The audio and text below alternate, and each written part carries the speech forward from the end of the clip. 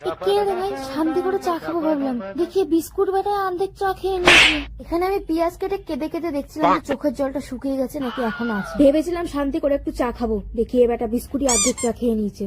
তারপর বিস্কুটটা দেখে আমার মাথায় একটা বুদ্ধি আসলো যে এই বিস্কুট দিয়ে যদি পান পাতার কাজ চলে যায় তাহলে তো আমার বিয়ের খরচাটা বেঁচে যায়। এই সুখবরটা শোনার পর তো আমার মাও চা দিয়ে বিস্কুট খেয়ে দেখছিল। বাবার করে আনা অদ্ভুত বাজার দেখে আমার মায়ের চোখ কপালে উঠে যাচ্ছে। মাথায় একটা জবরদস্ত বুদ্ধি আসলো, এই সব লঙ্কা মশলা দিয়ে সবার পিছনে আগুন লাগিয়ে দিব। আমার মা এখানে প্রশান্ত মহাসাগরের জল নীল ডামে করে ভরে নিয়ে চলে এসেছে। এই জলটাকে আবার মেঝেতেও ফেলে দিয়েছে। আমরা যেন ডুবে ভেসে না যাই সেই দুঃখে আমার মা নেতা দিয়ে জলটাকে মুছে দিচ্ছিল। আমার হাতে ছোঁয়ায় আমি মশলাগুলো শুদ্ধিকরণ করে দিচ্ছি। মশলায় জল ঢেলে মশলাকে তো শুদ্ধ করে ফেললাম। আমি কি করে শুদ্ধ হবে সেটাই ভাবছিলাম। আমি যতক্ষণ না চিকেন খাবো ততক্ষণ আমি শুদ্ধ কখনোই হবো না। আমি এখানে চিকেনটাকে গার্ড দিচ্ছিলাম যেন আমার মা চিকেনে জল না বেশি দিতে পারেন। আমি এখানে একভাবে চিকেনের দিকে তাকিয়ে থাকাই আমার মা দেখি চিকেনটাকে ঢেকে দিল।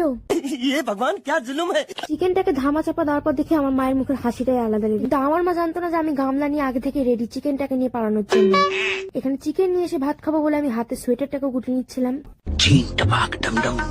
তো কেমন চিকেনের ভাতটা ভ্যানিশ হয়ে গেল। নিজের পেটটাকে তো শুদ্ধ করলাম, এবার নিজের মনটাকেও শুদ্ধ করতে হবে। তাই আমি এখানে চট করে স্নানটাও